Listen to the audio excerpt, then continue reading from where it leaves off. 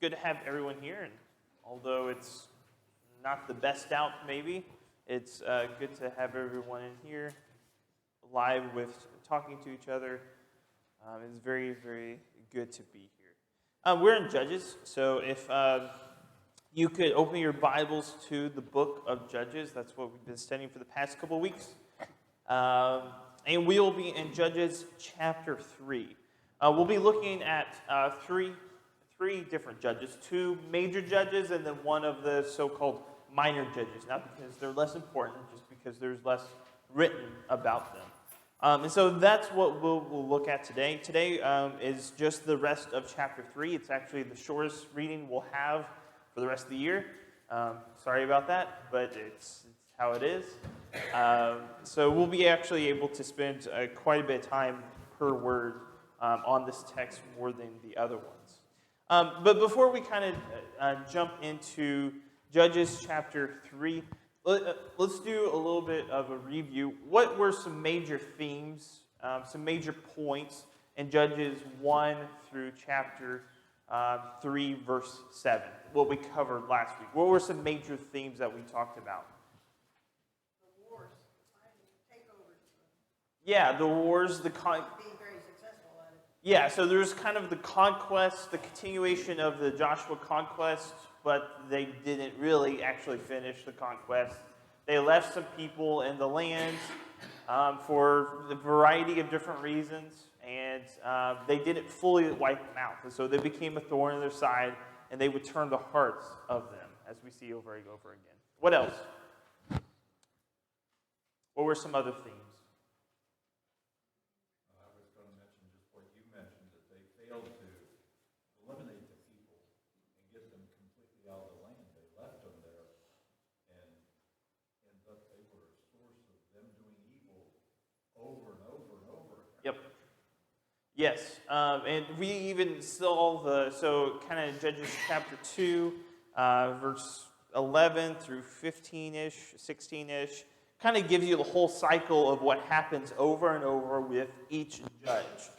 The people are more or less obedient, and then their leader passes away, and then they go to the idols and follow the idols of the land of the people that they didn't wipe out, and so they go back down to captivity. Someone comes in, takes them over, and then they cry out to God, and then God raises up a new judge to save them, and they're good as long as that judge is alive, and then once they're dead, the cycle continues over and over again.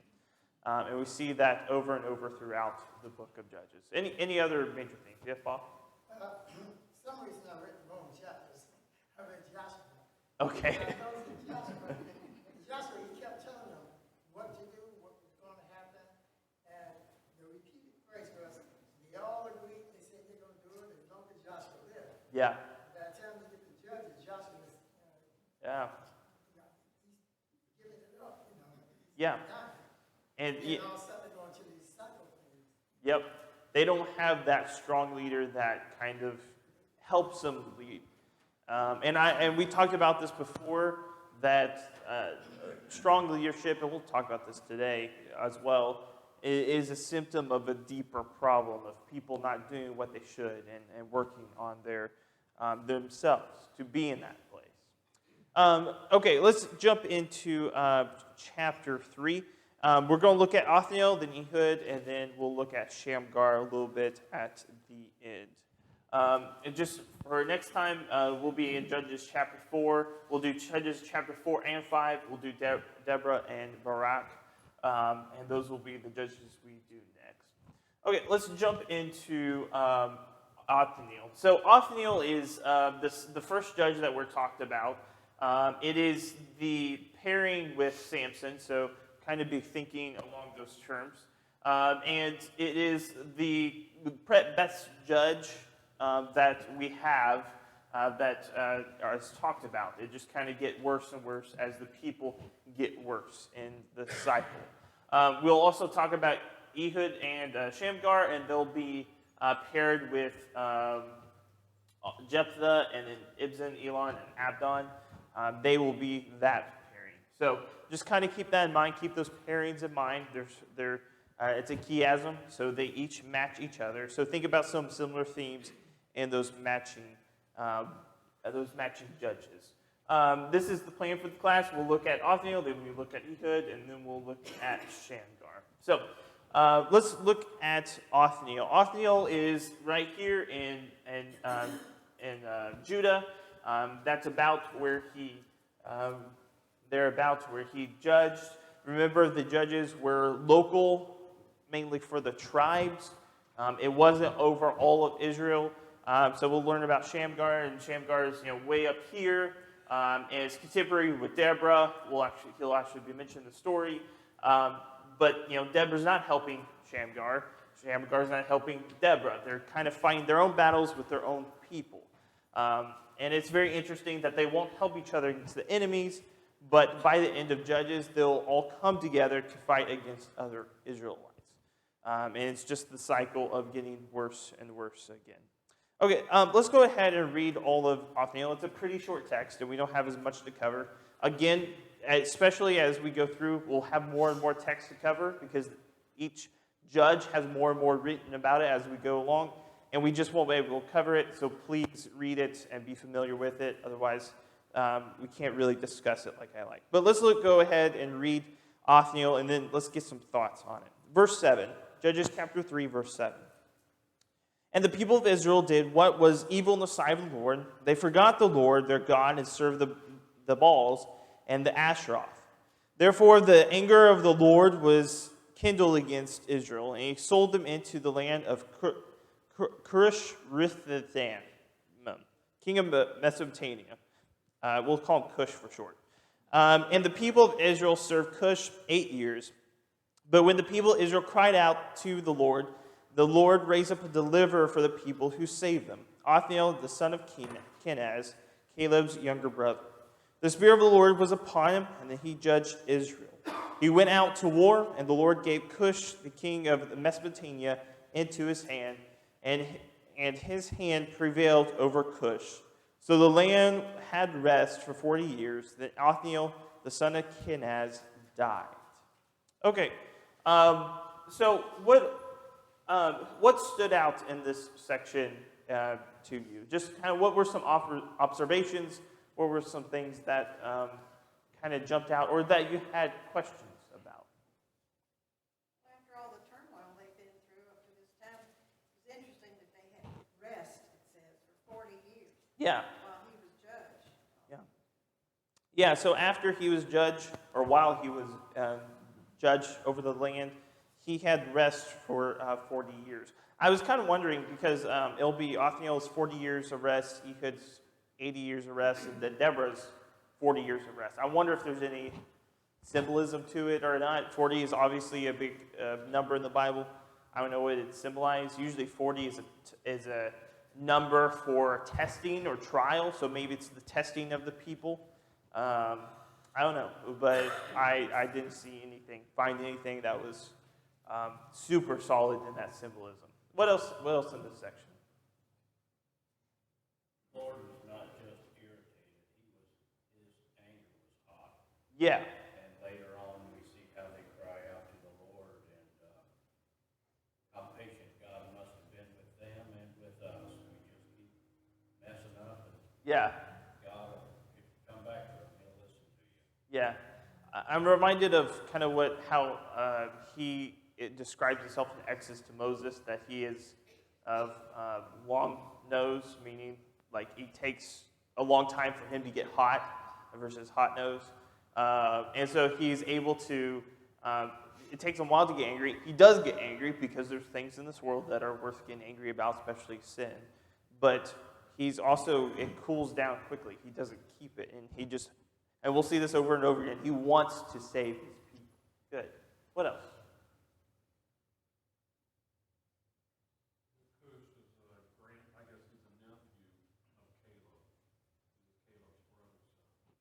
Yeah, Othniel. Yeah, yeah. Othniel was I guess Caleb's nephew. I guess that would be it. Also, what else relation is he to? His son-in-law. So the marriage family thing was not as a big deal as it is today, obviously. But yeah, so you're very close in family with Caleb. And you have to wonder if Caleb was a big influence on Othniel, and that's kind of the reason that he was as good as he was, as faithful as he was. Good. Bill? This is a great example, these examples of the Israelites. Every time they repented, God forgave them, helped them. Yeah. So that's a good example for us when we repent of our sins. God will forgive us. Yeah. He's waiting to forgive, looking for every opportunity. Yeah, very good. What about, go ahead, Roger. They first forgot the Lord. Yeah. Forgot about God. Yeah. Then they turned to the false gods. And it's a progression. Yes. It's not like, they just woke up one day and they're going to serve the Baals and the Ashtaroth. Yeah. But it's going to be a gradual thing, and sin is like that many times for us. Yeah, I think that's an excellent point. And it reminds me of chapter 2, verse 10. It says, all the generations that were gathered to their fathers, and there arose a generation after them who did not know the Lord or the work that he had done with Israel. And then what follows is Israel's unfaithfulness. And what is the reason they didn't know about the work of the Lord? They didn't teach them. And then also, did the Lord just stop working in the world? Was it he just ran out of capability to work? I think it's the people stopped having faith in him to God to work through them. And so, yeah, I think, and then what's the next step after that? Idols. And you just go off the cliff. Kyle? It's also interesting what Baal and Asheroth represented to the Mesopotamians Yep. at the time. Because, I mean, there is the entire old law that was given to Moses and the Israelites' interaction with God. And, I mean, they should have been familiar with the law, like you said. But kind of to Roger's point, they turned to Baal and Asheroth specifically, which Baal represented the giver of life, basically, Yep. which is obviously God, and the Israelites should have known.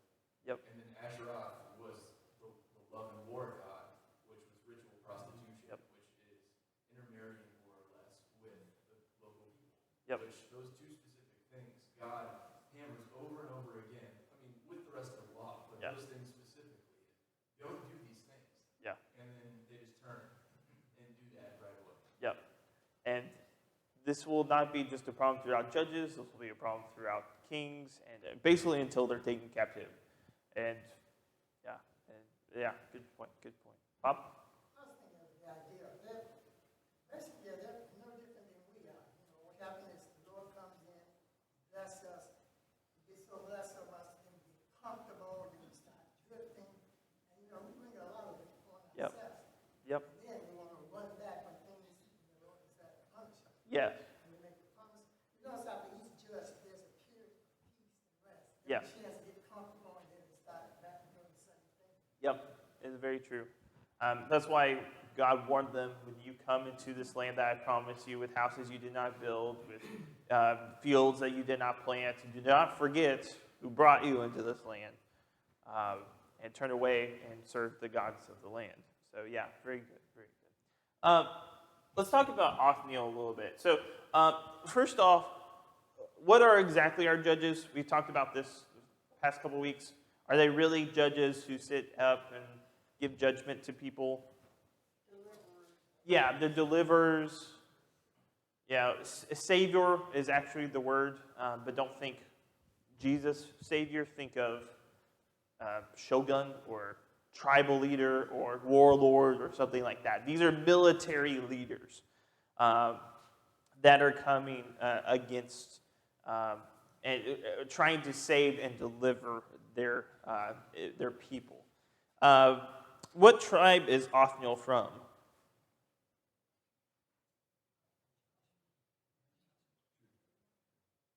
What was it? Yeah, he's from Judah. So he's from the Judah, which every cycle, the prologue, the body, and the epilogue always start with Judah and end with Dan. So he's the first judge, and he will start, and he is with Judah. And this is probably much deeper level, but Othniel is not actually a full-blooded Jew, at least, or maybe not even a Jew at all. So if you read all the genealogies and go through all the listed names, Othniel is the son of Kenaz, and if you compare to Genesis 36:11 and 42 and 1 Chronicles 1:36 and 53, you see that he's the son of Eliphaz. Kenaz is the son of Eliphaz, and which are the brothers of Esau. These are Edomites. Othniel is an Edomite, at least in part, if not fully. And so the first judge of Israel is not actually Israelite. He is a Edomite.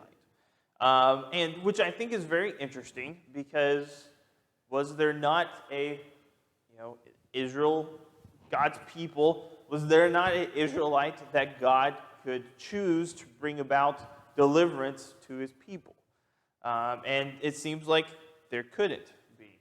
And we'll see this theme over and over again, that the first judge is a Edomite, an outsider, as people thought. Now, I will say that especially God was supposed to, Israel was supposed to, and how God intended it was Israel be such a light to the world that people would come and want to be a part of it. So I think it's part of God's plan in that way. But it also, I think, shows the lack of leadership and deliverers in Israel. Any comments on that at all? Okay. So the pairing between Othniel is Samson. We'll talk about this more on the second half after we've studied the first half. But just in your general knowledge of Samson, can you think of any kind of parallels or contrast to Othniel to Samson? Just on the top of your head. I know we haven't studied Samson yet, but do you have one? Go ahead. I was thinking, interesting, Samson's case, he wanted a Philistine, but in Othniel's case, he wanted someone from Yeah. Yeah, and I think even deeper in that, and this is the biggest one, I think, Othniel is an Edomite who wants to be an Israelite. Samson is an Israelite who wants to be a Philistine. Like, that's how he acts, that's how he lives, that's how he, goes about his business, is he who wants to be a Philistine. And so you have this reversal, and it kind of shows the depth and depravity that Judges will get to, is Othniel is an Edomite, an outsider that wants to be an Israelite, and Samson wants to do the reverse. Can you think of any more? We'll kind of come back. When we study Samuel, we'll ask this question again when we actually have studied both. But I just wanted to put it out there and see if anyone had any thoughts. And that's very good, very good. Okay. Anything else on Othniel before we get to Ehud? Okay. Let's get to Ehud. Ehud is going to take place around right there. He is a Benjamite. So he's saving that portion of Israel. Let's go ahead and read just the first half. Let's read verse 12 through 23. We may not be able to read all of it, but let's read 12 through 23, I think the most interesting part. And the people of Israel again did what was evil in the sight of the Lord. And the Lord strengthened Eglon, the king of Moab, against Israel, because they had done what was evil in the sight of the Lord. He gathered to himself the Ammonites and the Amalekites and went and defeated Israel. And they took possession of the city of palms, and the people of Israel served Eglon, the king of Moab, 18 years. Then the people of Israel cried out to the Lord, and the Lord raised up for them a deliverer, Ehud, the son of Gera, the Benjamite, a left-handed man. The people of Israel sent tribute to him, to Eglon, the king of Moab. And Ehud made himself a sword with 2 edges, a cubit in length, and bound it to his right thigh under his clothes. And he presented the tribute to Eglon, king of Moab. Now Eglon was a very fat man.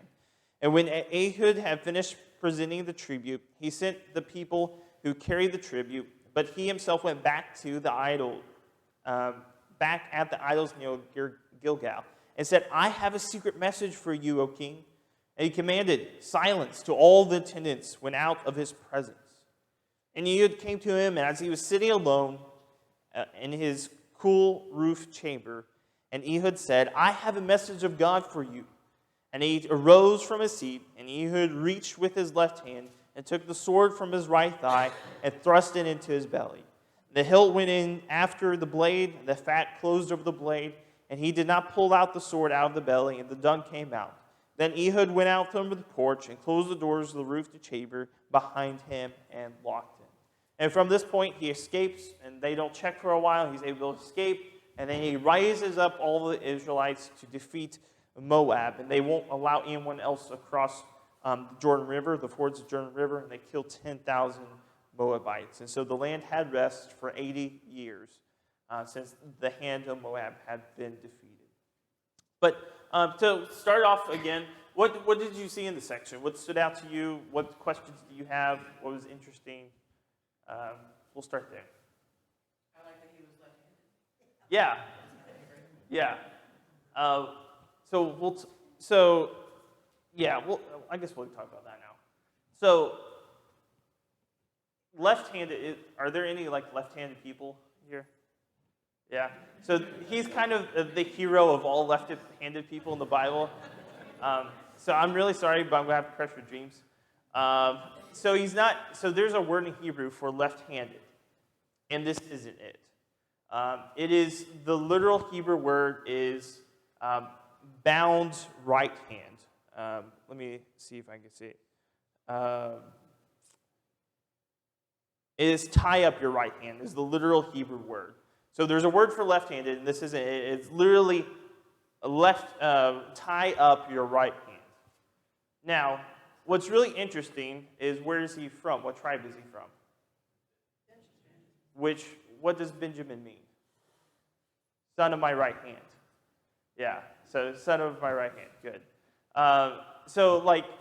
It's already very much of ironic oxymoron because everything about Ehud presents himself as a right-handed individual, but he has probably trained himself to be ambidextrous, so he can fight with his left hand too. And what kind of people would need such deception? Assassins is what you would need. So it's very, very interesting, like the covertness all about it. So sorry, he was ambidextrous. He wasn't probably just left-handed. Don was left-handed, and he always said they were smarter. Yeah. Left-handed people think that.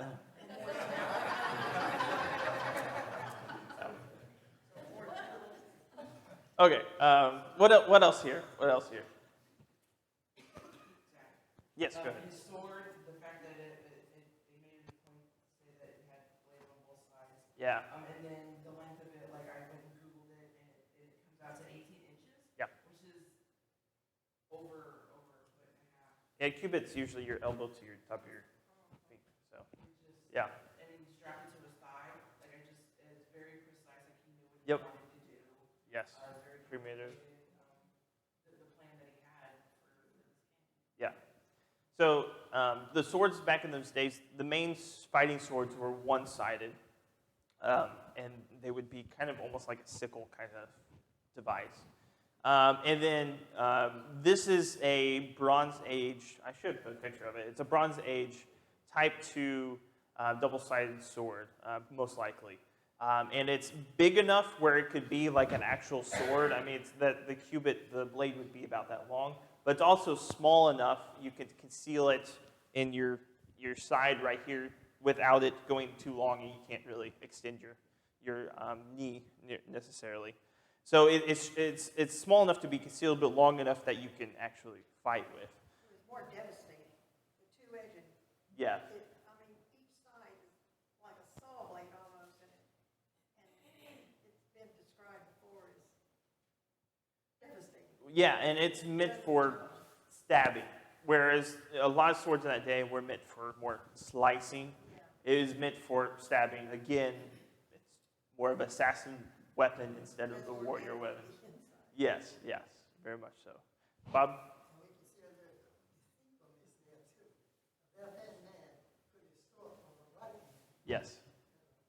Well, you would do that so you can kind of say, yeah. Good. What else in this section? He was fat. Eglon, yeah. Eglon, Yeah. Eglon, and I found it interesting. Yeah.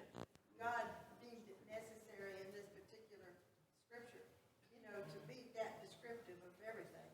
The Yeah. sword, Yeah. the fat, the Yeah. left-handed stuff. Yeah. I just found it Yeah. Especially the Old Testament can be very graphic in some places about what happens. What's interesting is Eglon is actually a form of the word weighty, which is actually a form of the word of glory, actually. So Gory or glory? glory. Oh, okay. So, and we'll actually, I'm going to talk about it a little bit in the sermon, totally different context. But glory's root, or where it comes from, is to mean weighty. It's serious. It's something that's weighty. It's heavy. And Eglon is actually a form of that Hebrew word. So the very name of itself means that. Good, Tim.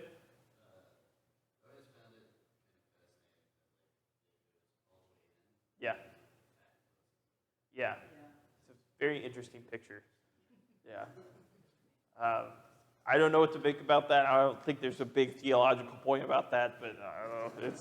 It's interesting. Yeah. Good. I guess also God allowed them to be oppressed for 18 years, where judged before it was only 8 years. Yeah. So it's more or less, he's given it more time for it to soak in Yes. what they're going through. Yeah. Maybe it will loosen up some brain cells that will actually do what they need to do. Good. Good. I think we talked about Ehud, about being left hand. I think we talked about all of that, yeah. The other thing is kind of what do we make about this assassin story? Is this a good thing? Is this a bad thing? Go ahead. I just think it's interesting that he uses the line about having a message from God Yeah, to get the gentleman by himself yeah, in order to take care of his business. yeah. Yeah. I mean, God probably did send him. Like it said, God appointed him, raised up for them a deliverer, Ehud. So it seems like God appointed him. I don't know if he appointed it in this specific type of way. I don't know. It's very interesting. Like, I don't know. To me, I always considered him to be, the way in which he killed the king, he utterly destroyed him for God's command. Yeah. Right? Oh, yeah. And at the moment, he was an army of one. Yeah. Yeah. Sometimes one has to stand. Yeah, and that was the core for what inspired this whole uprising to throw off Moab in the first place. So yeah, definitely. And to be fair, I mean, this took guts. I mean, he, yeah. No pun intended. But like, I mean, I think there's a reason that he paid the tribute and then he took everyone and then waited outside, because the chances of him escaping in a normal situation, which God is enacting, is very slim. And so I think he made sure that everyone was gone out of the house so they would at least escape. And so this was a very dangerous mission, but he has the courage to go through with it, and I think that he should get props for that. Bob? One line sentence. What about the impression that these God's way couldn't get back? Yeah. Go ahead. Is there any significance to the fact that Othniel was raised up, basically, but he had the Spirit of the Lord on him? Yeah. And where it seems like the Lord raised up Ehud to do a specific task, like Yep. the Lord often uses other people that aren't godly necessarily Yeah. to do his bidding. Yeah. So He did deliver to deliver them, but it doesn't necessarily mean he's the man of God. yeah, I actually forgot to bring that up, so I'm glad you did. So this phrase, the Spirit of the Lord came on Othniel, is interesting because it's going to be said 4 times throughout the book of Judges. I don't have my notes. I think 4 times. And the wording is going to be a little bit different in each. And just because the Spirit of the Lord is on someone doesn't mean that they're good or he's condoning their actions. Because we'll see with Samson was definitely not a good guy, yet the Spirit of the Lord did come upon him. That is his power, his influence, I'm using this person as a vessel to get my work done. So I think that's really interesting. So kind of as we go through the book of Judges, notice who gets the Spirit of the Lord. Notice the wording because it's going to be slightly different wording. Notice the difference in the wording and all that kind of stuff. But yes, very good. And not every judge says to have the Spirit of the Lord come upon him, which is also very interesting.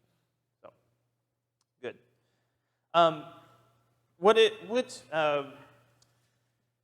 You have this little section, this little sentence in the end of chapter 13 that says that they took possession of the city of palms. What is another name for the city of palms? Jericho. Why is that significant? What just happened in the previous book? Yeah. Joshua, who's not that long ago, first conquest was Jericho. And so the first city we kind of really get into that says like they took possession over it is Jericho. After you went through all this victory, you marched around the walls, you said, you thought no one was going to live there again, and then, not the next book, 100 years later, something like that, they are back in there. There's foreigners, pagans that are living in that city. And just shows the reversal of the book of Judges. That's going to be a theme. Judges is a reversal of the book of Joshua. It's an unconquest narrative. Good. What else? Oh yeah. Where does Ehud turn back? Where does it say he turned back to go and Gilgal? Where did we just read about Gilgal? Where was the last time we read about Gilgal? We'd say this last time. What happened there?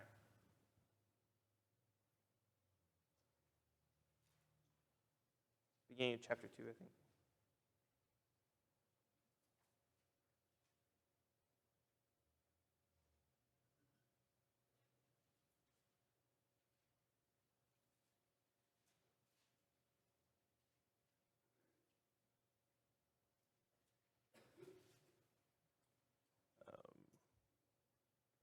Chapter 2, verse 1.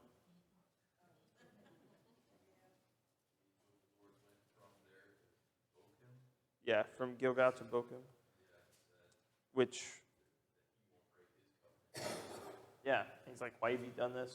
Which compares to the angel of the Lord and Joshua, or the commander of the armies of the Lord and Joshua showed up in Gilgal saying, I'm going to fight with you. You have this angel at Gilgal that says, why have you done this? From Gilgal to Bochum, whatever. Saying, why haven't you followed through? I'm going to be against you now. And then what's at Gilgal now in verse, what is it? Where he turns back, verse 19. Idols. It's a total reversal. Like, angel of the Lord shows up, commander of the Lord's army shows up, now there's idols in the land. And it just shows the complete deterioration of the nation spiritually and physically, their strongness. And the angel told him, I will never break my covenant with you. Yeah. And they still turned against him. Yep, still did. Still did.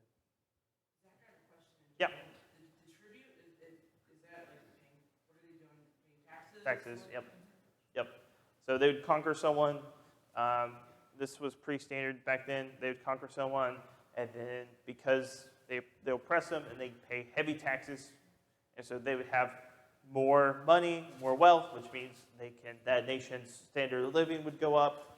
They would have more freedom to pursue other things, namely fight and expand their kingdom, and then it's just a self-cycling process.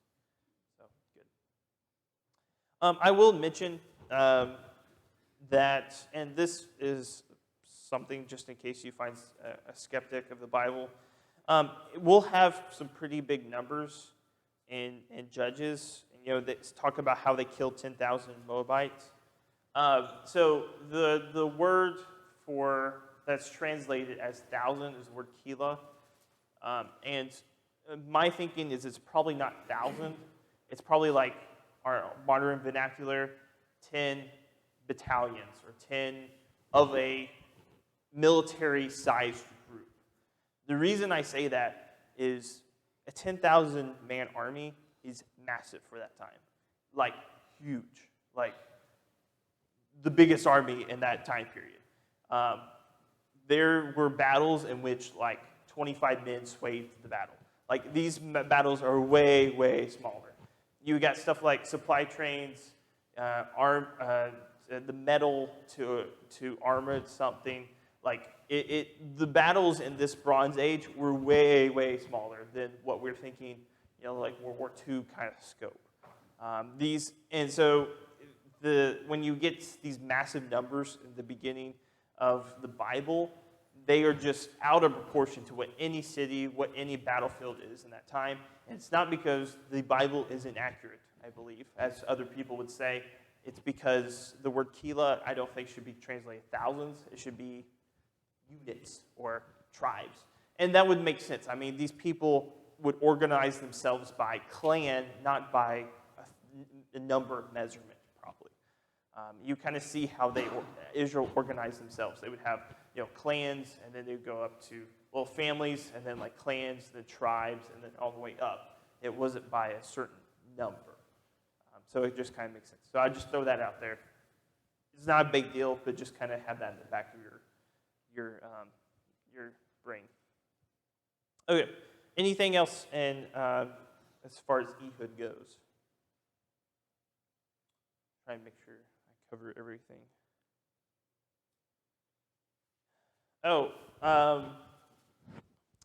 There's a lot of ties, inverse ties, to Jesus and especially the 12 apostles. You'll see this a lot, and if you keep a look at it, it's like an inverse. So how many judges are there? 12. Yeah.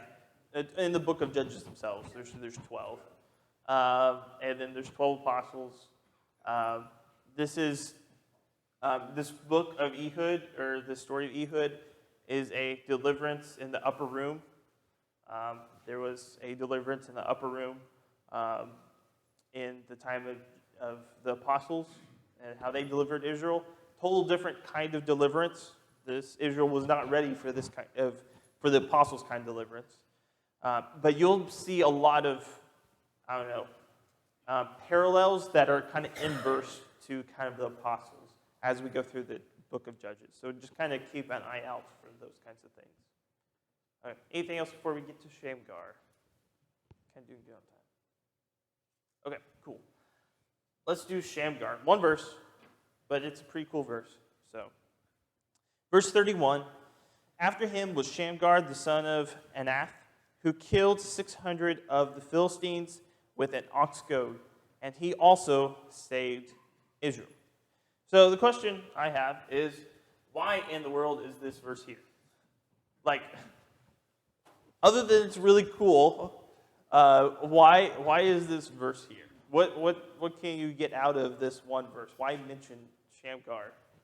I find it interesting, even though Shamgar delivered Israel, but it's like he didn't judge it. Yeah, like he didn't have a period of rest, it says afterwards. Yeah. That is interesting. Right next to the country of the Philistines, and that concerned them. What did you say? They were right next to the country of the Philistines, Okay, yeah. and that was of some concern. Yeah. So the Phoenicians kind of come on the scene at this point. The Phoenicians are not native to Canaan.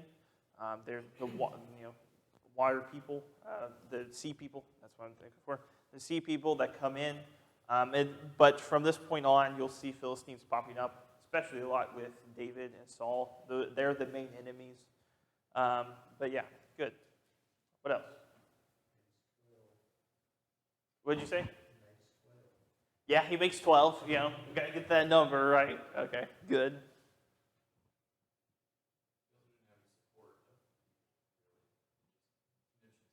Yeah. Well, he obviously didn't have very good fighters around him. Yeah. That's kind of like, does God need the best weapons to deliver Israel? Like, y'all know what an ox goad is, right? Like, it's a big, pointy, probably a stick of some kind. That's, a long, pointy stick that you would just kind of get the ox to go a certain way or a certain direction.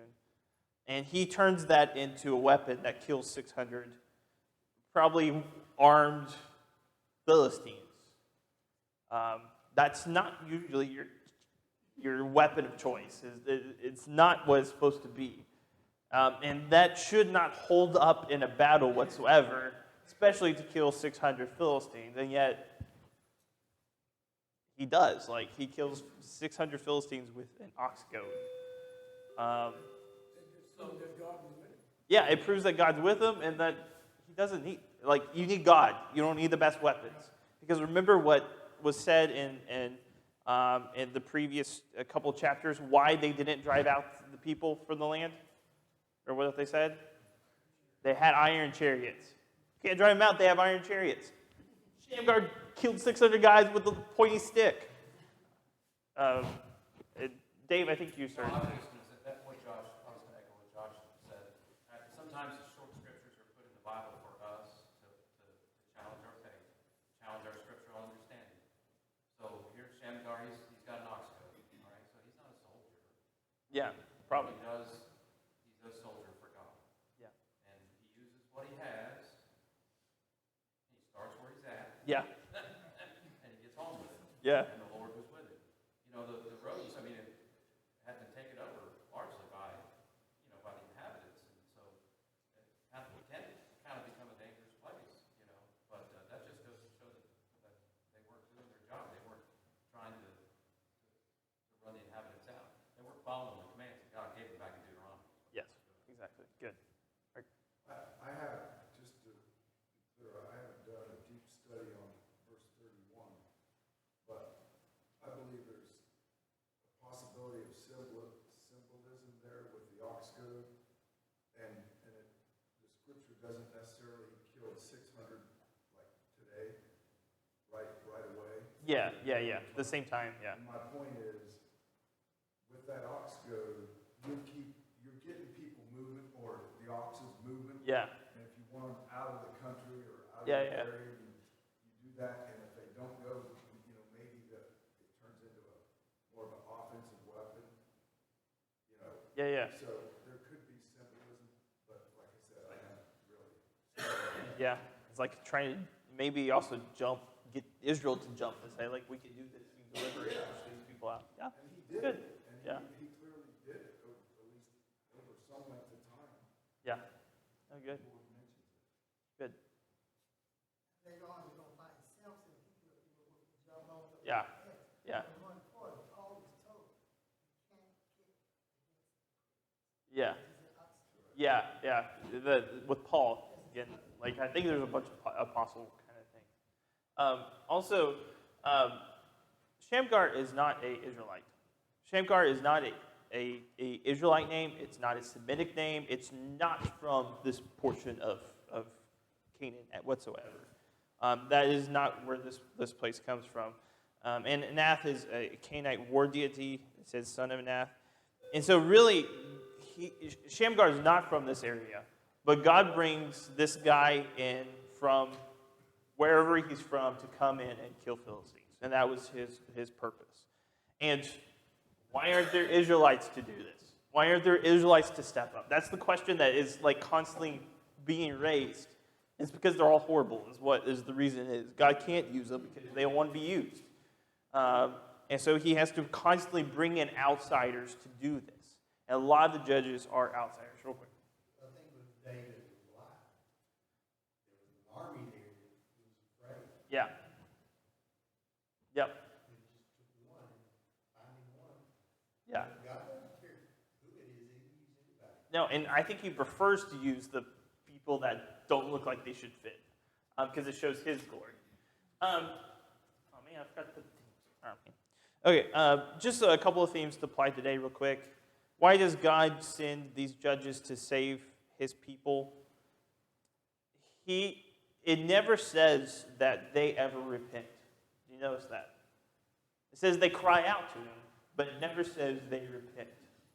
And yet God constantly can't help and see his people in pain. He can't help to want to save his people. I think that should be a lesson to us. Not to doubt God's grace and mercy and love for us, especially to those who call upon him, who want to be his child, who try their best to be him. Don't do the thing that I've seen a lot of Christians do. Am I Christian? Am I not Christian? Not because I'm not living a right life, but because you're doubting God's grace. You need to have confidence in God's grace. And then also, Israelite men not stepping up and leading leads to hard times for their people. A lack of developing leaders leads to a destruction of the society. And leaders are not developed when individuals are not growing and developing themselves. And you'll see this over and over and over and over again. Not having godly leaders is a sign that there's something wrong in the society itself, not growing leaders. And you'll see that over and over and over again. I think it continues to today, too, that there is something wrong when a society, a group cannot grow leaders. So next time we'll do Deborah and Brock, Judges chapter 4 and 5. Please read those verses. We won't be able to cover everything, so please look at that. I appreciate your comments and your questions. We'll break for a little bit, and then we'll have worship.